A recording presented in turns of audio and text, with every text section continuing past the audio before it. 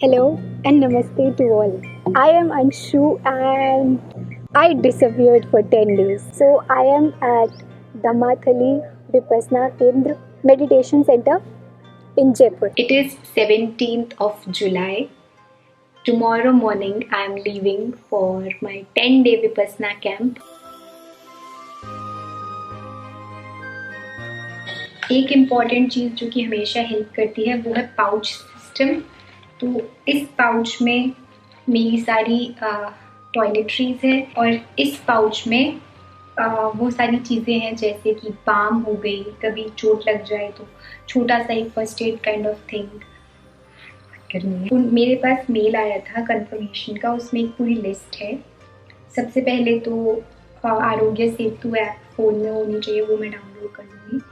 Face mask मैंने रख लिया, वाटर बॉटल मैंने रख ली, देन पर्सनल अलार्म क्लॉक क्योंकि वहाँ पे और कोई डिवाइस नहीं होगा और 4 o'clock पे आपको उठना रहता है, टॉर्च या flash light, lock, umbrella.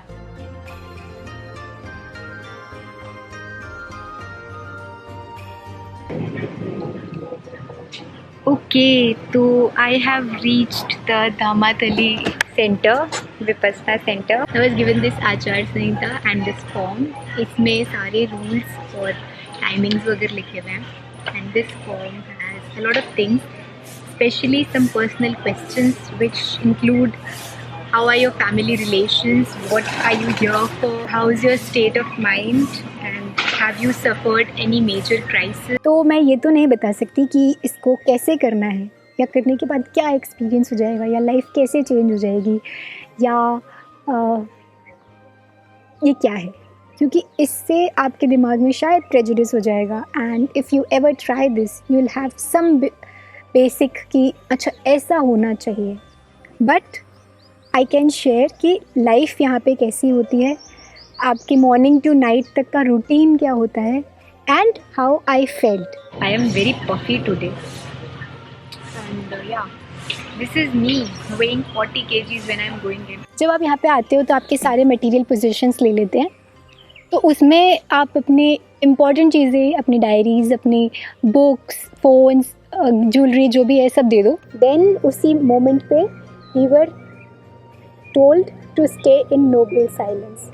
Nobel silence mean कि आप मौन तो रहोगे ही, एट द सेम टाइम आप इशारों में भी बात नहीं कर सकते, नज़रों से भी बात नहीं कर सकते। उसके बाद यहाँ पे अगर कोई नहीं लेके आता है घड़ी तो 4 o'clock पे एक बहुत बड़ा घंटा है, बहुत बड़ी बेल है यहाँ पे, वो बजती है।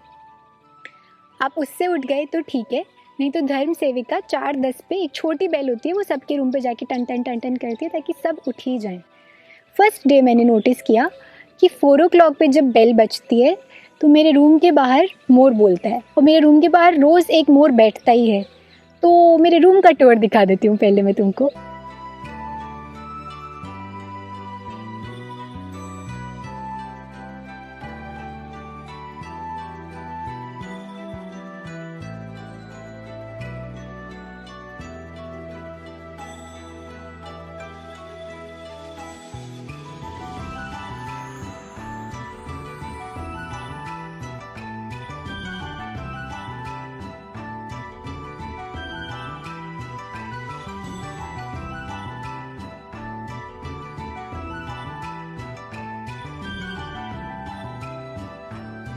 फोर 4:30 to 6:30 इधर मेडिटेशन हॉल में सबके साथ, या तो फिर शून्यागार पगोड़ा में अपने सेल में जाके मेडिटेशन करना होता है।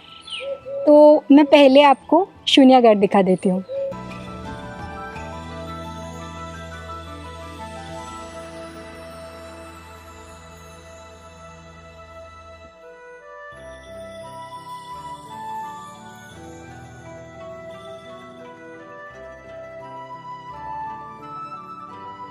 अच्छा, ऐसा नहीं है कि आते ही आपको इन सेल्स में डाल देंगे कि यार एकदम से एकदम आपको पता ही नहीं है करना क्या है और आते ही यहाँ पे चले जाओ, ऐसा नहीं है। फर्स्ट 6 days तो आपको ग्रुप मेडिटेशन ही करना है। 7th डे या फिर अगर आप ओल्ड मेडिटेटर हो, आपने बहुत बार कोर्सेज किए हुए हैं, तो आपको शून्यागार अलॉट करते हैं और आपको अपना एक प्रॉपर सेल देते हैं, फिक्स्ड नंबर होता है, वहीं पर जाके बैठना होता है। 4:30 to 6:30 जनरली जब फर्स्ट डे था तो हमको बताया कि क्या करना है, उसके बाद रोज़ प्रैक्टिस करनी होती है। 6:30 to 8 o'clock ब्रेक होता है। 6:30 to 7:15 तक धर्मशाला भोजनशाला खुली होती है, वहाँ पे जाके ब्रेकफास्ट करते हैं।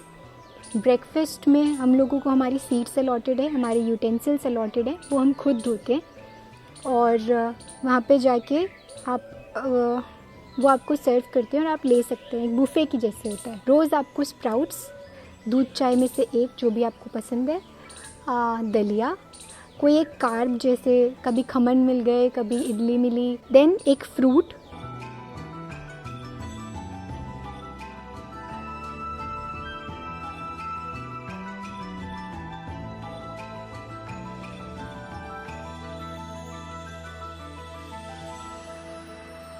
काफ़ी बाइंडिंग हैवी ब्रेकफास्ट होता था। उसके बाद आप फ्रेशन अप हो जाओ एंड 8 o'clock पे आपको ग्रुप मेडिटेशन हॉल में जाना है।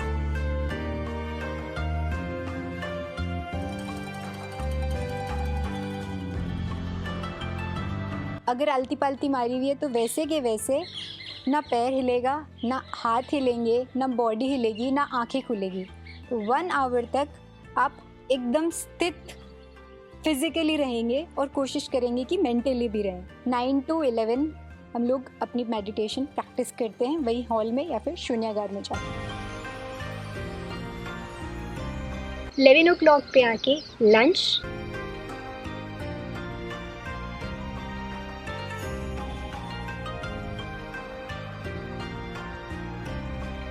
फिर उसके बाद रूम पे आके थोड़ी देर रेस्ट करके वॉक कर लिया। 1 o'clock पे हमको वापस से मेडिटेशन हॉल में जाना है। 1 to 2:30 आप सेल्फ प्रैक्टिस करो जो आपने सीखा है आज।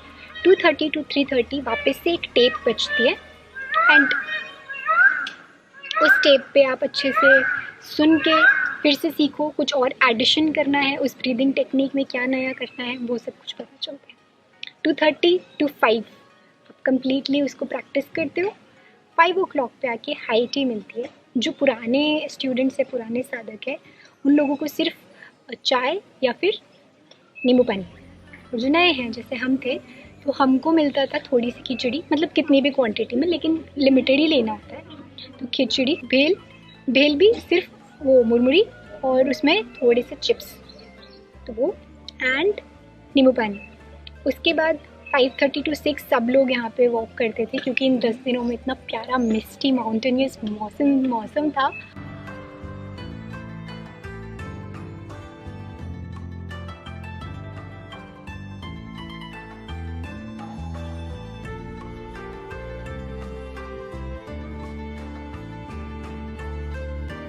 सिक्स ओ क्लॉक पे वापस से बेल बजती थी। 6 to 9 meditation again in the hall. 9 o'clock के बाद आप अपने रूम पे आ जाइए और सो जाइए। This is the entire day. Behind me is water cooler, यहाँ पे आरओ का पानी मिलता है। दिस इज़ द बेल जो भी बज रही है।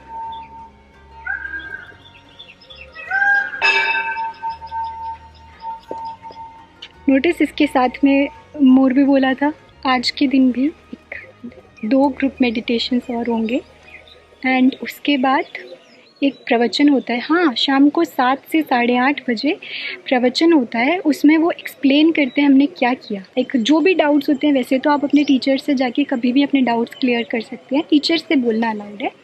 बट कभी कभी क्या होता है कि आपको लगता है कि यार ये शायद ट्रिवियल होगा, बट वो एड्रेस हो जाता है समहाउ। मेरे सारे डाउट्स एड्रेस हो गए।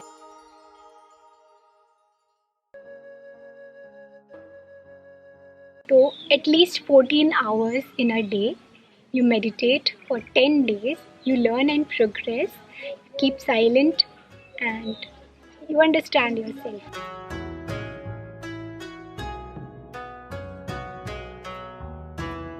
आज सब लोग बोल रहे हैं तो यहाँ पे काफ़ी चहल पहल है, तो कुछ लोग बोलते हुए, कुछ लोग साथ चलते हुए दिख जाएंगे, वरना सब नज़र झुका के सिर्फ सीधे सीधे अपने अपने रास्ते जाते थे। मुझे वहाँ से आए हुए 4 दिन हो गए हैं और मुझे ये समय एकदम लाजमी लगता है कि मैं शेयर करूँ कि मेरा एक्सपीरियंस कैसा रहा और अब मुझे कैसा लगता है, क्योंकि मैं अपने एक्चुअल नॉर्मल एनवायरनमेंट में वापस आ गई हूँ। उस समय वहाँ पे इतने ब्यूटीफुल एटमॉस्फेयर में इतने अच्छे और इतने सारे अच्छे अच्छे एक्सपीरियंसेस के बीच में, इतने सारे लोगों के बीच में सबसे मैंने बात की, सबकी इतनी अच्छी अच्छी स्टोरीज़ है लाइफ की, सबके अपने अपने रीजंस है मेडिटेटिव जर्नी को फॉलो करने के लिए, अपनी स्पिरिचुअल अवेकनिंग को फॉलो करने के लिए। इतनी स्टोरीज़, इतनी मूविंग स्टोरीज़ सुनने के बाद ऑफ कोर्स वो मोमेंट अगर मैं शेयर करती तो वो शायद थोड़ा बायस होता, क्योंकि मैं बहुत हायर स्टेज पे थी अपनी, अगर मैं बोलूँ तो कॉन्शियसनेस के, अब एक नॉर्मल स्टेट पे। अब मैं अपनी अगर बात करूँ तो मुझे सबसे पहले तो वहाँ पे बहुत अच्छा इसलिए भी लगा क्योंकि बहुत साइंटिफिक था सब कुछ, क्योंकि बहुत लॉजिकल था सब कुछ। दूसरी बात, जब हम कोई स्पिरिचुअल जर्नी फॉलो करते हैं तो हम कभी किसी बुक में पढ़ते हैं, कभी किसी वीडियो में देखते हैं, कभी किसी की सुन ली, ऐसे करके हम लोग कुछ भी फॉलो करते हैं या फिर एक थॉट प्रोसेस क्रिएट करते हैं। बट जब कोई गुरु होता है या कोई आपका टीचर होता है और वो आपको बोलता है कि okay this is the path, and वो अलाइन करता है आपके थॉट प्रोसेस से कि हाँ मैं ऐसा ही सोचती थी, तो बहुत कॉन्फिडेंस गेन होता है कि हाँ मैं ठीक सोच रही थी। अब जब मुझे इसका एकदम लॉजिकल रीजनिंग मिल गई तो now I am going to move forward at least with 10x speed. तीसरी चीज़ जो मुझे बहुत अच्छी लगी कि एक्शन, mere वर्ड्स जो होते हैं ना दे फेड अवे। ऑब्वियसली हमेशा कुछ अच्छी बातें सुन के हम जब आते हैं तो वो for a period of time हमको स्टिक करती है, बट जब हम रियल लाइफ सिचुएशन में फेस करते हैं तो वो बातें याद नहीं आती। But muscle memory, thought memory, ये जो मेमोरी होती है ये हमेशा रहती है। तो जब आप वो चीज़ करते हो, कुछ प्रैक्टिस करते हो, जो विपश्यना प्रैक्टिस करते हो, तो आप अपनी दिमाग की मसल मेमोरी स्ट्रॉन्ग बना रहे हो, जितना मैं समझ पाई हूँ उस तरह से। तो आप कंटिन्यूसली प्रैक्टिस कर रहे हो। Now when you are facing real situations, you are not just conscious, you are trained to not react or overreact. I went because I wanted to experience something new. I wanted to know if I am thinking right, कि जो मैं अभी कर रही हूँ अपनी life में, जो मैं स्पिरिचुअल पाथ्स फॉलो कर रही हूँ, क्या वो राइट है। Second thing, I am a very anxious person. अगर मेरे सराउंडिंग में कोई गुस्सा होता है तो मुझे वो अफेक्ट करता है। अगर मेरी सराउंडिंग में कोई उदास है तो मैं रोक नहीं पाती अपने आप को, मैं भी बहुत भावुक हो जाती हूँ। एंड वहाँ जाके मैंने ये सीखा कि हाँ, हेल्पिंग हैंड होना, किसी की हेल्प करना इज़ सो ब्यूटिफुल, बट वो करते हुए आपको इक्वानिमस रहना। इक्वानिमस वर्ड वहाँ पे बहुत यूज़ होता है। आपको अपनी समता नहीं खोनी है, और ये चीज़ अगर हमको आ जाए, plus if you have your nature कि you want to help somebody, you want to like, सबके अपने अपने वहाँ पे बोलते हैं कि सबके अपने अपने सद्गुण होते हैं, उनको बढ़ाइए। और जो आपकी प्रॉब्लम्स है, जो आपके बैड पार्ट्स है, जो आपकी बैड वाइब्स है, जो आपकी नेगेटिव थॉट्स है, जो आपके दुर्गुण है, उनको आप कम कीजिए। That is the whole point. And यहाँ पे आने के बाद भी कोशिश तो यही कर रही हूँ कि I remain equanimous, and whatever come I know कि it will pass, that this too shall pass, even if it is a very good day, even if it is a very bad day, whatever it is, this too shall pass. Give it some time. ऐसा तो नहीं ही होगा कि 10 days में you will be like completely changed. हो सकता है कि आपके जान पहचान वाले लोग ऐसी एक्सपेक्टेशन रखें कि 10 दिन में you will be a completely different person, and it might be possible. You have to understand that even medicines take time for physical pain. And this is like the rust of your brain, this is the rust of your soul. This will take little longer, and मुझे तो यही लगता है कि practice makes a man nearing perfection. Perfect तो कुछ होता ही नहीं है, जब गैस ही आइडियल नहीं है। केमिस्ट्री जोक है, बहुत बचपन में मारती थी मैं। So yeah, that was my entire experience, and the entire point of this video is to tell the parents कि अगर आपकी लड़कियां जाना चाहे, प्लीज़ लेट देम गो। वहाँ पे सब कुछ सेफ़ है, सब कुछ बहुत अच्छा है। कोरोना बहुत चल रहा है तो वहाँ पे बहुत स्ट्रिक्ट नियम है, आपको RT-PCR रिपोर्ट शो करनी होती है, सबके सेपरेट टैब्स होते हैं, सब कुछ काफ़ी अच्छे से मैनेजेबल है वहाँ पे। तो if your girl, specially girl के जो पेरेंट्स होते हैं, they very worried for their own reasons, they are not wrong, but at the same time ऐसी जगह पे जाने के लिए नहीं रुकना चाहिए। It's very safe, it's very good for the mental health also. मैं तो ये इनकरेज करती हूँ कि यार पेरेंट्स को भी साथ चलना चाहिए यार, please go to these places and just stay away from your phones and your life for 10 days and feel something new, feel yourself, who you are. Like इतने डिस्टर्बेंसेस के बीच में वहाँ पे जाते ही बोलते हैं कि हम लोग सब इतने ज़्यादा एक्सट्रोवर्टेड ह्यूमन बींग्स हैं, इसके साथ क्या हो रहा है, उसके साथ क्या हो रहा है, फ़ोन में क्या हो रहा है, हम सब इसका ध्यान रखते हैं। But then there you have to become अंतर्मुखी, introverted, have to get in your सेल्फ and talk to yourself and understand yourself and your shortcomings and your good features, everything. So yeah, आप अगर जाते हो तो all the best and congratulations, you have found something very good and I hope you follow it. And हाँ, बस that is it for today's video guys. I hope you like it and until then you all stay calm, stay happy and keep loving.